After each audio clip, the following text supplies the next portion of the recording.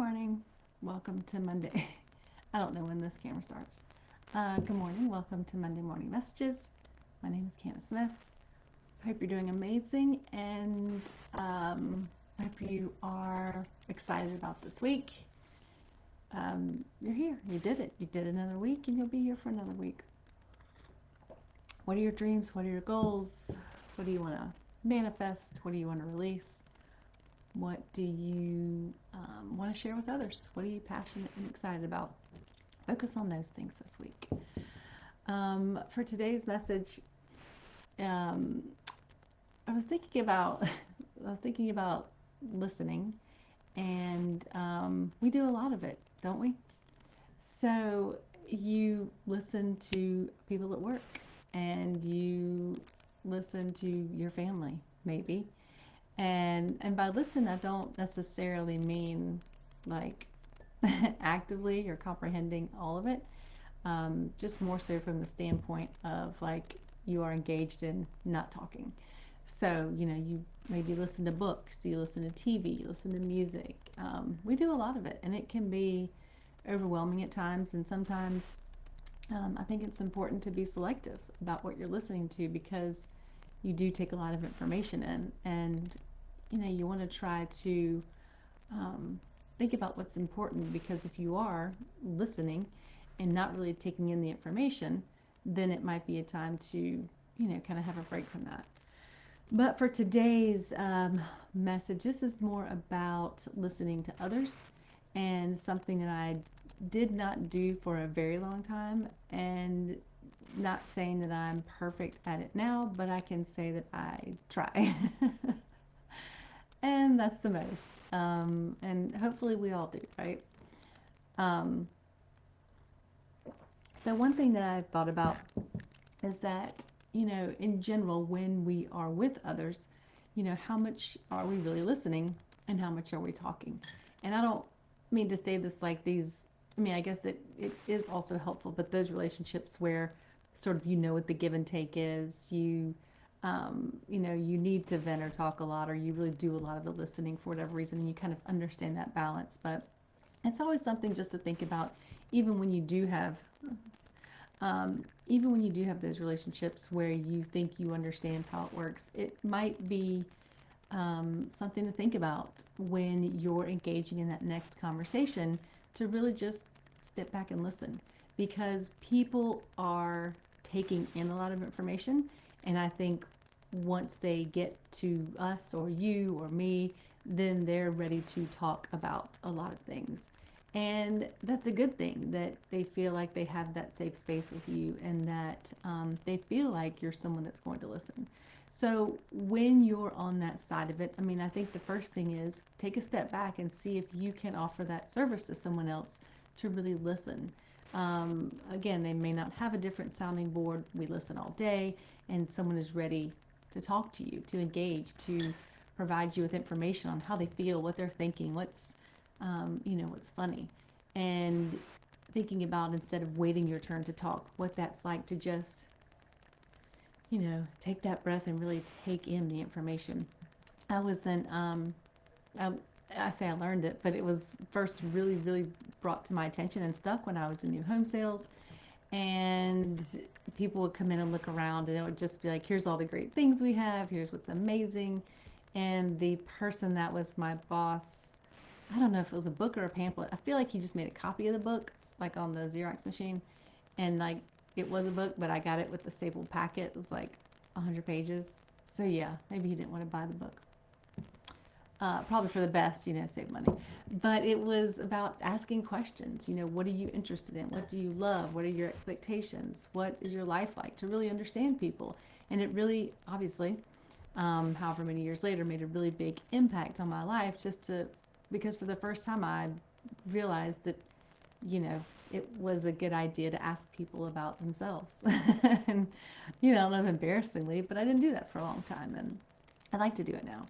But the first thing that would happen if you're engaging in, conversation and really being thoughtful about the other person is asking more questions.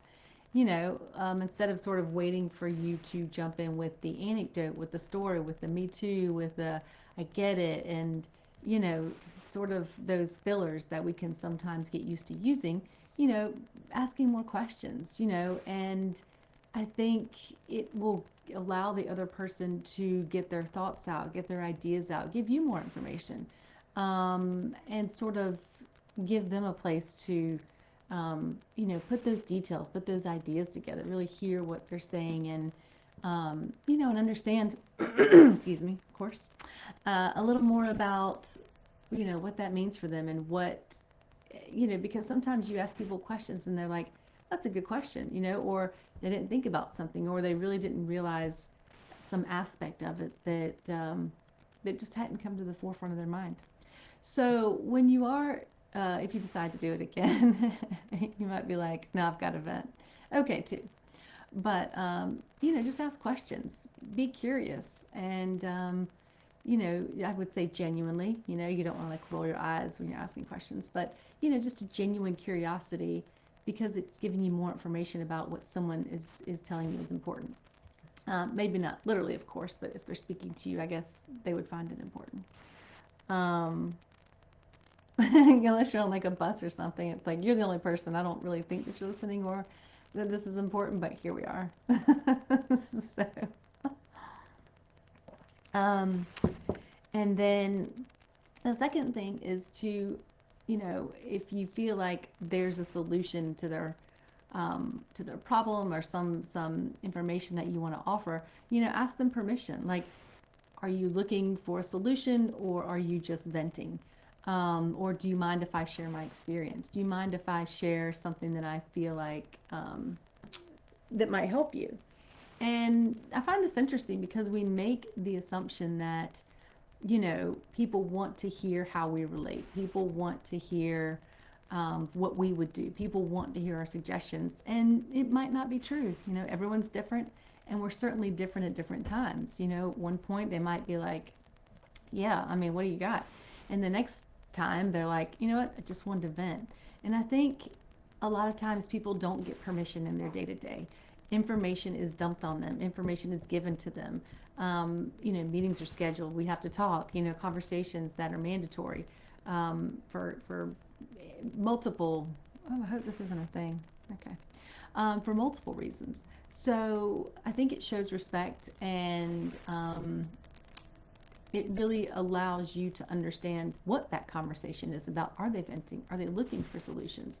Are they looking for a similar story to make them feel better, to make them not feel alone?